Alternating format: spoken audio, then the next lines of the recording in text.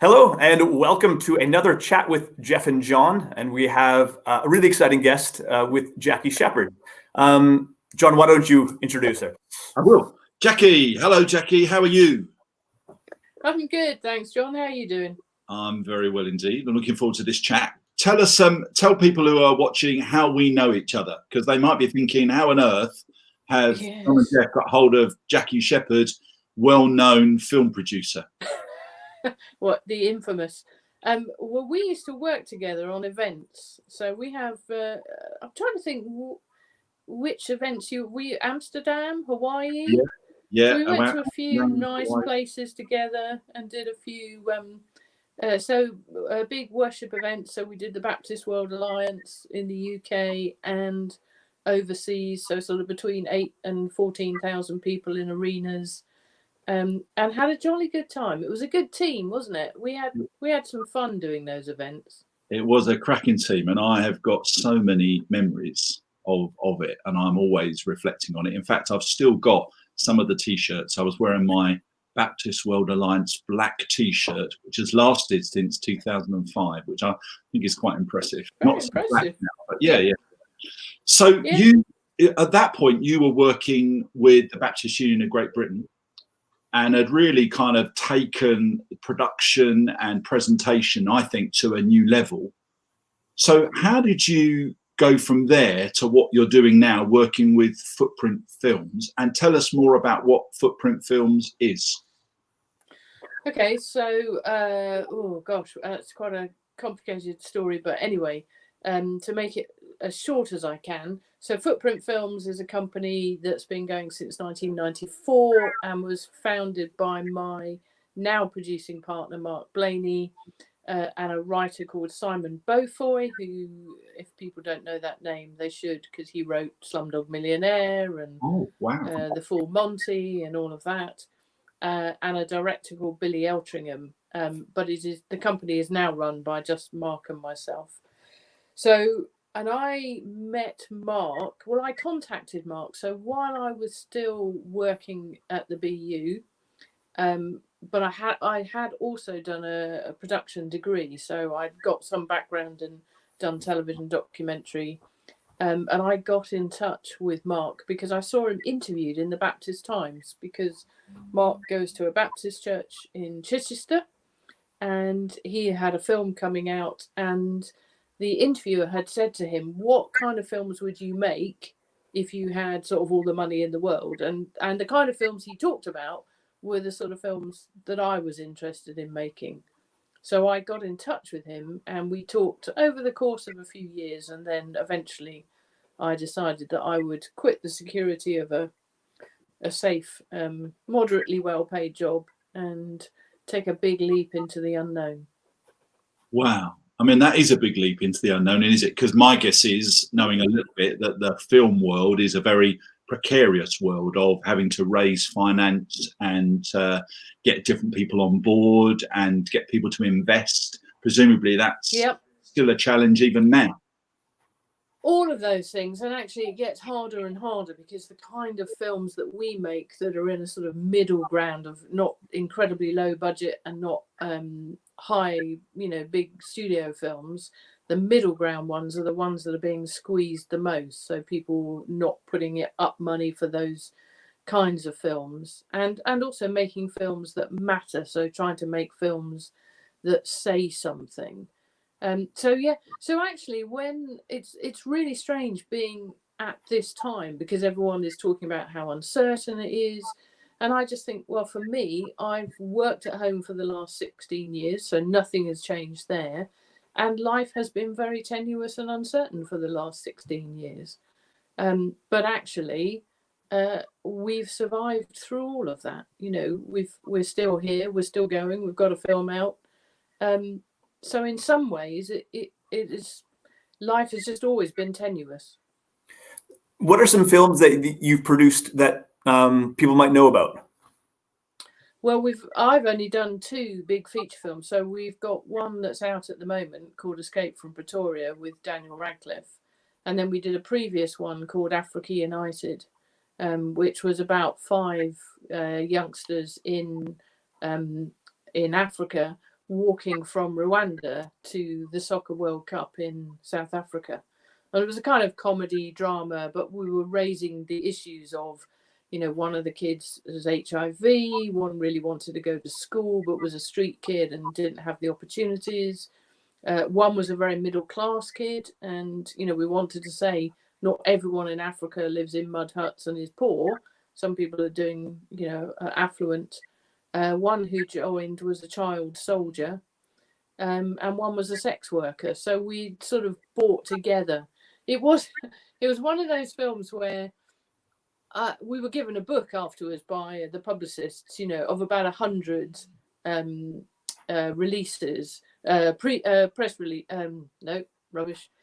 Not previews. Reviews. Critics. No, Critics, reviews. Yeah. That's the one. Sorry, I'm slightly distracted. My phone is going every 2 seconds. Of reviews of the film, 98 of them were brilliant. 2 of them were terrible, and the one I always remember is the Daily Mail that called it filmmaking by social work committee. Wow. And people tell me that actually I should wear that as a badge of honor. Yeah. But I don't allow the Daily Mail in my house now. Well done. Yeah, nor me. I'm the same. And what's the film now that's out? So Escape from Pretoria is a true story. 2 young white South Africans in 1970s South Africa really, they actually came to London and were confronted about the injustice of apartheid and realised that this whole thing that they had just grown up with was actually very wrong. And so went back to South Africa and determined to take a stand. And they joined the African National Congress. And so were undertaking sort of terrorist activities on behalf of the ANC, which was effectively, they were releasing publicity. So leaflet bombs that told people about, apartheid and what it was. And they got caught quite quickly and were sentenced to very long prison sentences in Pretoria Central Prison, which was at the time the kind of the equivalent of Robben Island. So if you were black, you went to Robben Island. If you were white, you went to Pretoria Central Prison, which was the maximum security prison. It did house other prisoners, but there was a wing there that had the white political prisoners. So they were in prison with Dennis Goldberg, who you might have seen died, sadly, just last week. I had the privilege of meeting Dennis in February back in South Africa and chatting to him.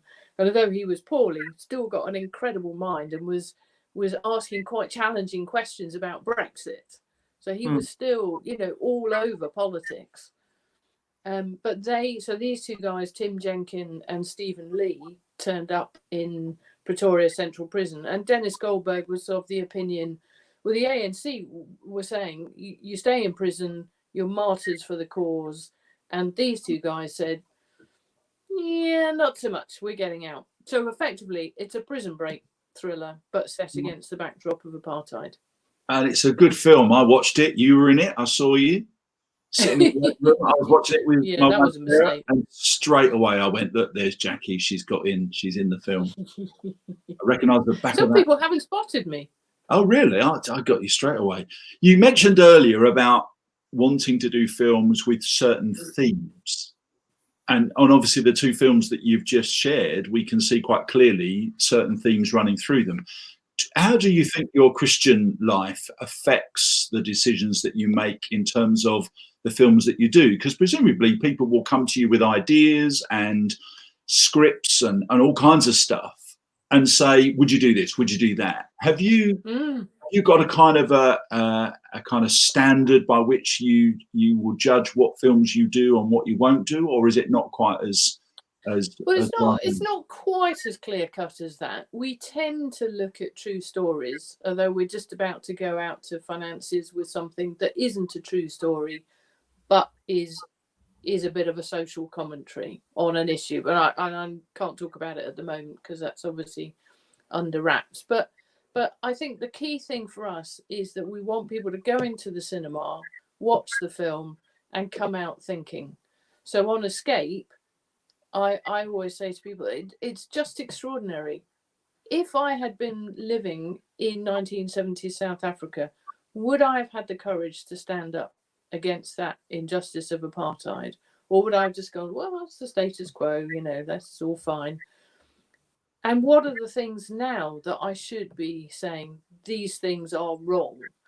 And with Africa United, it was obviously raising lots of issues around, all sorts of child issues in Africa. And one of the great things was about that film afterwards, we had an email from a youth group who had watched the film and were so moved by it, they'd raised money and gone to Tanzania to help, work in build a school or something. And you just think, that's why we make movies. It's what my producing partner refers to as bottoms on seat and bottoms off seat, although he doesn't say it quite like that, but something along those lines.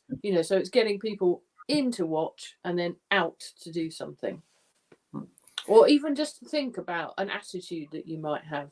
So those are the kinds of stories that we are sort of, we consider. The things that we tend not to do, horror, people are always, and I've had someone today sent me something that's a supernatural thing, and it's not us. We don't, horror movies always make money. Doesn't matter how bad they are, they will make money. Wow. But that's just not really, unless it was a horror movie that really said something, that's not what we do. And how do you go about? I mean, obviously, I know you auditioned for these young guys in Africa United. I remember you telling me a story about, some of the auditions that you did at the time. But how do you then get a Daniel Radcliffe? I mean, he's the name, isn't he, in that film? How do you get Daniel Radcliffe to be involved in a film like this, which is not actually going on general release into Odeon and big cinemas, is it? Well, but at the time we were making it, it was destined for the cinema, but COVID-19 has really put the kibosh on that. Wow. And also, so in some places, so it has opened in Vietnam, because cinemas in Vietnam this weekend reopened. So it's in cinemas there. But it is really hard now to get theatrical releases for this kind of mid-size a film, because the cinemas are tending to show they're either Marvel comics, or the big franchise movies, and they're more reluctant to take the smaller film, because it's a business like anything else.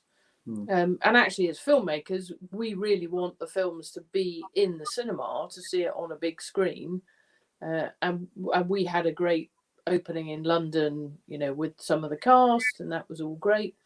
Dan came on board because we were able to get the script to his agent. She loved it. She said, I'm sure this is, Dan will love this. He has a South African background. He read it really quickly, met the director. Given it's a first-time feature director, that's always a struggle to get people on board.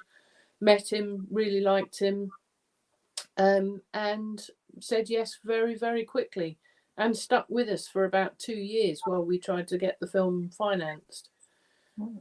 But he's very pleased with the way the film has come out, and in fact, his agent is now the director's agent.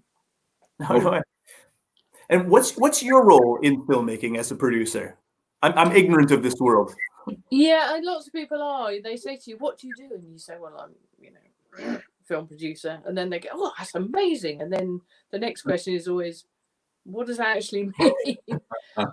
It does mean you're the boss, effectively. So you're running the business. So you're in charge of every element of it. But of course, I don't really like referring to myself as that, because filmmaking is a collaborative effort, and you can't do it without everybody else. And so I always like to sort of think if I'm here, and then the rest of the team are all out here, and I'm just in the middle here, and everyone's around you.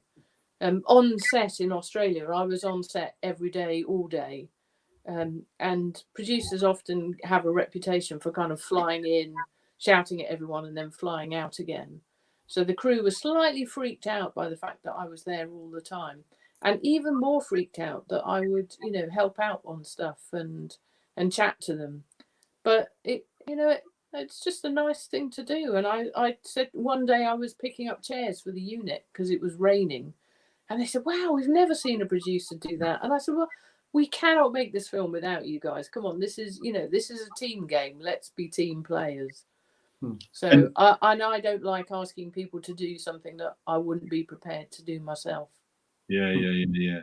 So how is it difficult to be a Christian in this world of making films? Because part of our chats with Jeff and John are not just talking to ministers in churches or doing testimonies, but actually saying, here is someone who is a Christian working in a world which many of us wouldn't have any understanding of at all.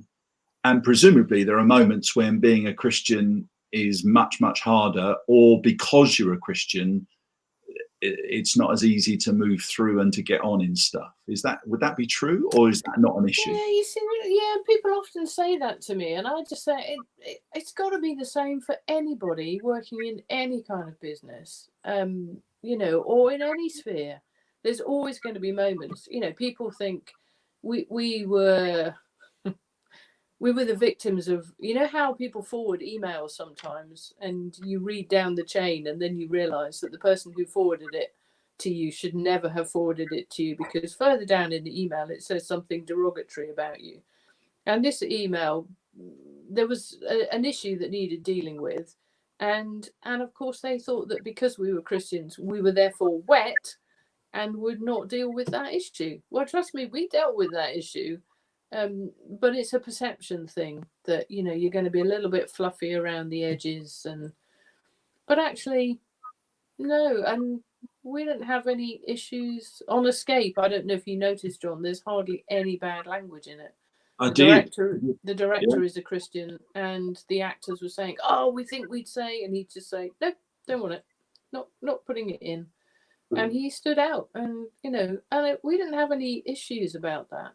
I mean, I remember once we had a major issue on set about something, not on Escape, but on Africa United. And so Mark and I were praying in the production trailer about it. And the production manager walked in. She sort of walked in and she went, oh, should I leave? We were just like, it's fine, just come on in, So we don't hide it. And I can't say, apart from that thing where people's perception of you, but beyond that, I just think, sometimes there's a struggle. Everyone will have struggles in different ways. Yeah. And we were very fortunate on Escape. We connected with a church in Adelaide where we were filming, because that was the other thing. We didn't actually shoot it in South Africa. We shot it in Australia. For those complicated financial filming reasons. Francis, Mark and I, joined a church, and we were in life groups or house groups, and had some really lovely, supportive people around us. And how long were you there for? How long did Escape take to film? We were there for a couple of months, living in Adelaide, which was very pleasant, I have to say. Although, days are incredibly long. I mean, you look back with slightly rose-tinted spectacles, you forget that, I was on set probably 6:30 in the morning till 7 or 8 at night. Then you go home, you're watching the dailies, doing some paperwork, trying to catch up with emails. You get to bed about midnight, and then you're getting up 5 hours later to drive to set to do it all over again. Absolutely. And we at Wesley have been doing our stuff online, and we pulled a little team of kind of techies together. And because of the experience that I had working with you, I was able to produce kind of proper production notes and, brilliant. I don't expect nothing less, John. And to say, this is what I want and this is what I need. And then the other day we started having a discussion, is probably the best way to put it, about name slides. And I said, guys, this is the kind of thing that massive production companies would have a discussion about. And we are doing so well with what we're doing. And then I was able to tell them, when we did the Baptist World Alliance in Birmingham in 2005, I didn't see daylight for 4 days because we were in the venue before dark or before night, and we went out of the venue when it was dark. I literally didn't go outside a building in daylight for 4 days. And I do look back with rose-coloured spectacles, because I think there were moments of great exhalation and celebration when things went well, when you time something and it works well, or you rehearse something and it looks good.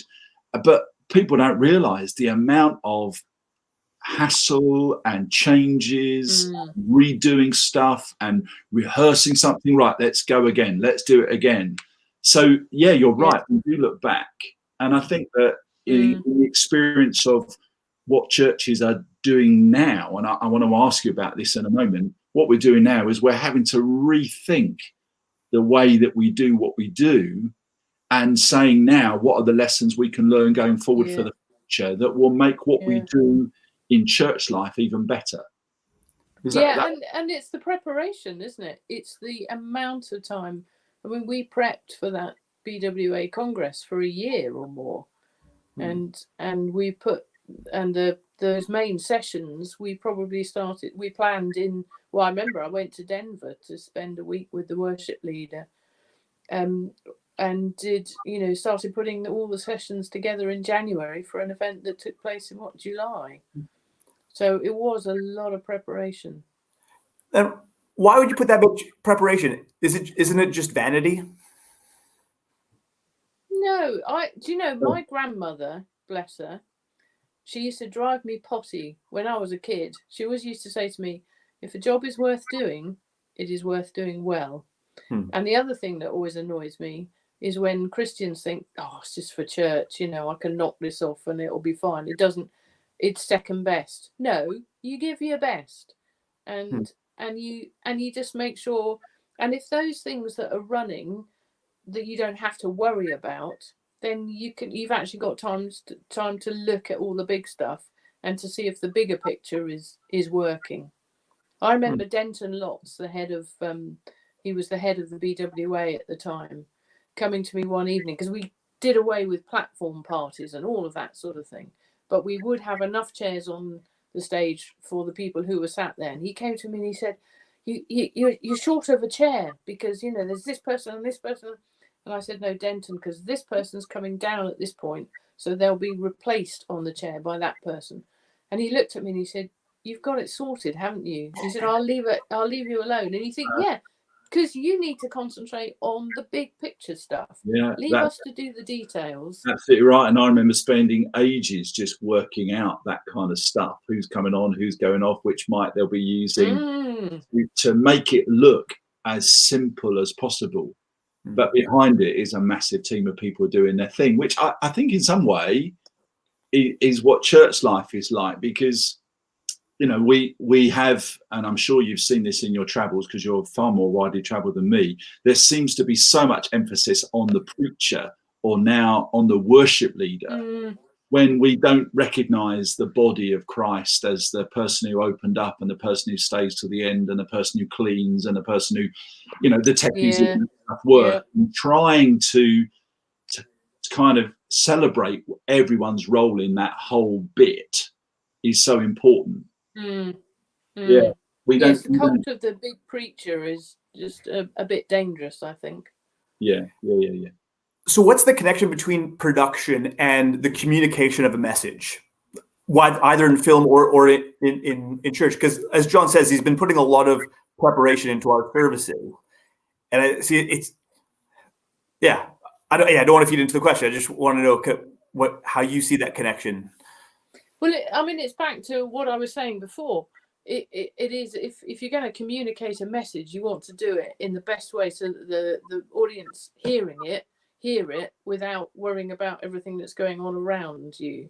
So if the message is just able to be communicated without people thinking, oh my goodness, so-and-so's just fallen off the platform or whatever, then, that's all about making sure that the production is as smooth as possible so that everyone just gets an uninterrupted flow of the message.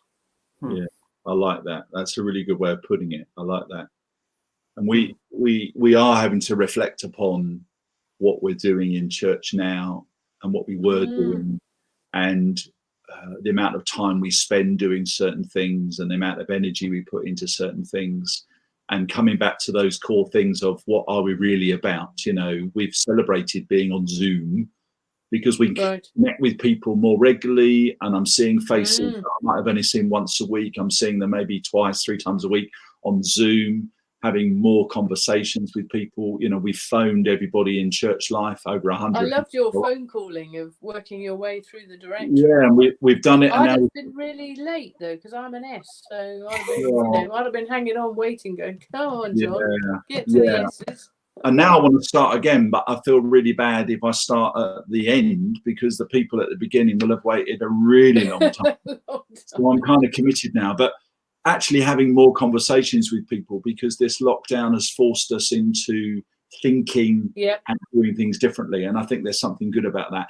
Jackie, let me ask you. Can I ask you guys a question though? No, do you have any concerns? Because likewise, I go to a fairly large church, and the guys who are doing the production are getting better and better every week at it.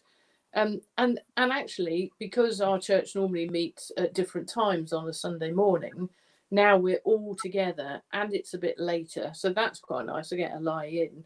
But it means I get to lie on my sofa and eat my cornflakes and drink my tea whilst at church, which is actually, it's quite nice. And do you have any concerns that people are going to go, well, I quite like this idea of church, you know? Because are we losing the sense of community and meeting together?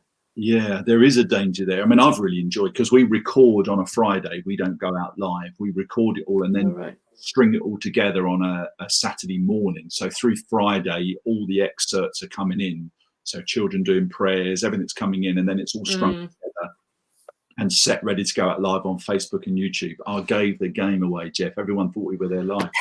And I've really enjoyed I was wondering that. Strolling down in the morning at sort of 9 o'clock and coffee and bacon roll and sit there and watch myself on telly. It's quite good fun, because I was getting up at 7 and at the church by 8 for our first service at 9:15 and then the second one at 10:30. And I think we've got big questions to ask about whether we would go out live, or whether we would say the sermon is going to be on Monday morning, going to be on, so you can access it if you missed it, but to try and celebrate the fact that we be together. But I think there is a danger, and there's a danger of people church hopping. I was chatting to a lady the other day who now watches 3 services every Sunday. Yeah, and who does the best service? And and we're one that she listens to. So, what is good that we can celebrate is also something we need to be wary of. I had someone contact me a couple of weeks ago asking, are we going to continue this when lockdown eases? Because my brother in another part of the country has been watching and really like to continue. And I think, oh, that's great. And I was thinking, well, that's a person that can really connect into a local church where they're at. They're not a part of it. At the same time, we have my wife's German, and so we have family in Germany who don't regularly go to church, but are now connecting into church with us, because they'll see me on screen, or they'll see the grandkids or their nieces and nephews some part of the service, and that's not an opportunity that would have happened. They weren't connecting in a local church where they're at, but they're connecting and hearing the gospel, hearing about Jesus. And so there's a great opportunity. We've had people connect with the church who are local, but have never gone to church before, but they have a little bit more free time and have connected in and want to do Alpha. So I think there's drawbacks of not connecting physically, but then there's opportunities that we've never had before because of it. So I don't know what the future holds.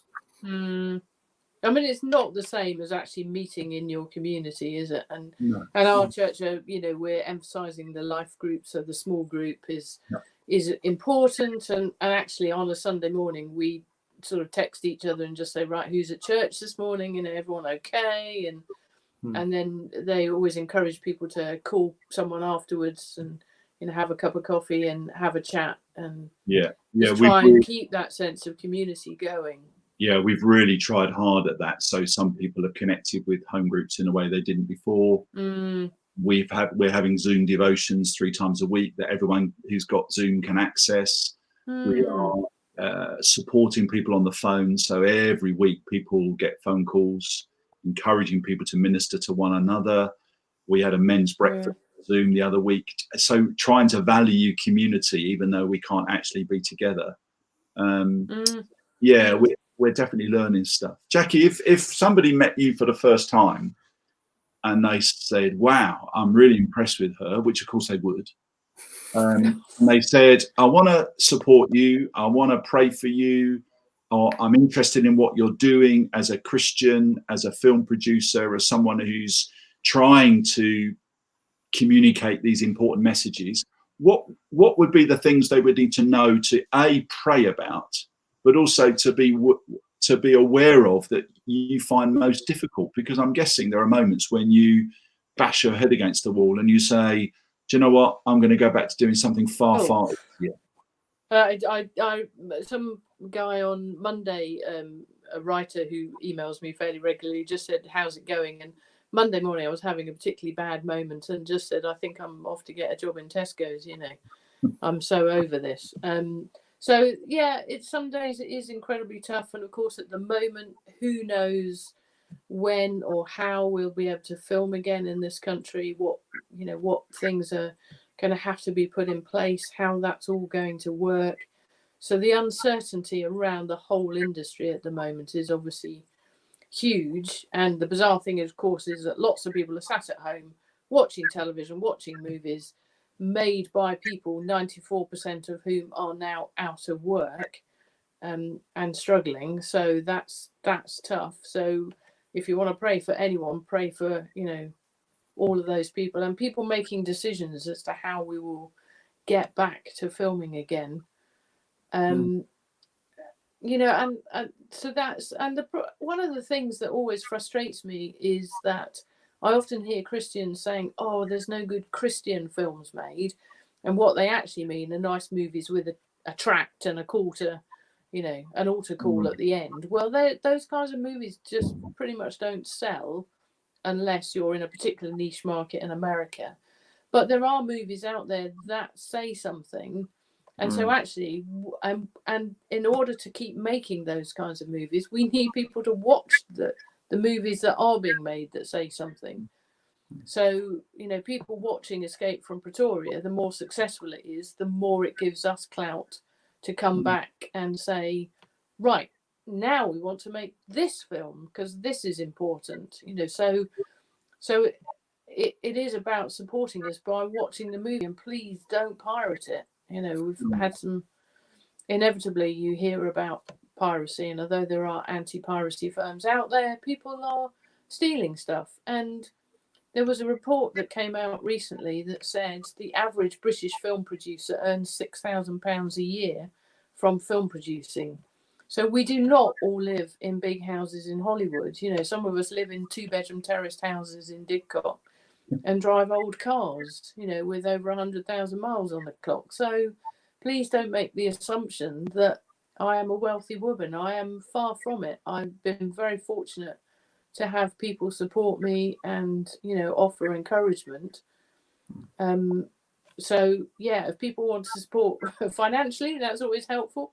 But watching the movie and praying for people like us who are, for whom, we want to make those films that matter.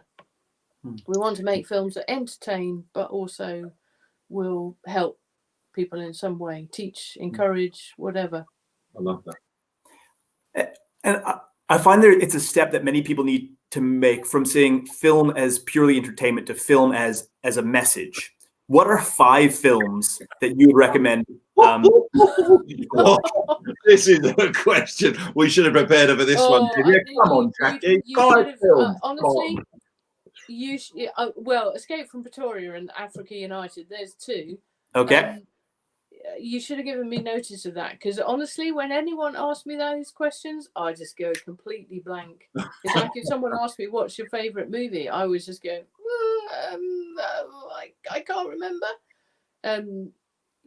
But I think another film that really moves me every time I see it is Captain Phillips. And that's not necessarily a film that people would think, but I like the very even-handed way it dealt with. These guys were pirates, but they were pirates because they were being forced into it by other people and they had nothing else in their lives. You know, this was the only way they could make money, and they weren't making the big money because that went to the big honchos. So they put their lives on the line. They risked everything. So films like that, I think, you know. But like 5 films right now? Not sure. The Poets Society feels the same kind of feeling. It kind of captures something in me about what society says you must be and what you really want to be, and being yourself and following your dreams and your desires rather than conforming to what society expects of you. That always brings me to tears, that film. So yeah, Captain, my captain. Yeah, oh, absolutely. Carpe diem. Yeah. So I've always wanted to ask you this: who's been the person that you've met, and obviously don't say me, who's the person that you've met where you've gone, wow, I just met them? I know that you probably don't want to big somebody up, but there must be times when you go, oh, I'm going to meet so and so, or I've just had a conversation with you. Yeah, do you know who I met the other day? So we had this big screening for Escape from Pretoria, and an actor that we'd invited, who's a friend of ours, who had helped with a table read early on in the process. And the day before, he said, "Oh, do you mind if I don't bring my son? Could I bring Stockard Channing?" And I was like, "Stockard Channing?" I said, "Do you mean Stockard Channing as in Mrs. Abby Bartlett or Dr. Abby Bartlett in the West?" Yeah. My favourite ever TV series, which I am currently re-watching the box set of. And my wife and I, we're doing the same thing in lockdown. We're just on season 2 at the moment. Yeah. Yeah, I'm on season 2, about halfway through. Brilliant. And it is still, you know, you set out to re-watch these things and you think, oh, 30 years old, you know, will it, or 25 years old, will it still stand the test of time? It is still the best written thing ever on television. And so brilliantly performed, filmed. It was unique, groundbreaking, and it still really works. And Stockard Channing came and I met her and I was just like, oh, that's nice. Meeting Jimmy Carter as well, Mr. President, obviously. You remember that? Yeah, I saw him from a distance. I never got to shake his hand. All right. Oh, yes. No, I do. My mum has a photograph of me. I always laugh, though, because it's me and Jimmy is on her sideboard. And the trouble is, I'm all dressed in black. I've got an earpiece in. I've got a lanyard, and I'm taller than him, and I look like his bodyguard, frankly. Brilliant. Oh. Yeah. Jackie, fantastic. And this will be such a different chat with Jeff and John to what we've done in, you know, because we've talked we worked with Carl Beach from Christian Vision for Men, him, and we're going to speak to a pastor in a little while, and we've got others lined up, and we've got testimonies, and I suddenly thought of you, and I thought, here's someone that we just need to hear from, because it's a completely different world to most of us, and yet it's something that impacts our day almost every day. Yeah. So it's been, I found it fascinating to talk with you, and we will pray for you and pray that this next venture you're working off, you know, goes really well, and that Jeff and I get seats to the premiere, because obviously well, yes, I'm sure we're very high up the list. That's the only reason that can I just say one thing about Escape, because it has, at the moment, it's taking a little holiday from all the platforms, and I can't tell you why at the moment, but very shortly there will be an announcement, and it will be back, and then you'll see why I couldn't tell you, but it will be back. So if people want to watch it, just a bit of patience, and it will be out and about. We'll encourage that, and we'll put a little strap on that says how they can access it, because I know it's on Amazon Prime, and if it's on any other. No, it's not anywhere at the moment. Okay. That's what I'm saying. It has completely disappeared from all the platforms, but there is a good reason for that. No problem. And I will tell you as soon as I can tell you, as soon as I'm allowed to tell you what's happening next. Well, the fact unless, of course, you're listening to this in Australia and it's coming out on the 22nd. Well, the fact that you've not told us makes people want to find out more about the film. I think that's a very clever. Well done. Brilliant. Thanks ever so much, Jackie. And we look forward to Thank you, guys. Bless you. on the red carpet one day. Yeah. All right. You both take care. Yeah, thank you, Jackie. And if you found this conversation enjoyable, why don't you share it on social media, maybe on Facebook or Twitter. Check us out on YouTube and share it. I think it's a conversation that many people enjoy. Sure. I always see John posting it, so I can share it on. Yeah. Great. Cool. All right. Well done, guys. Thank you. Nice to chat. Thanks. Take care.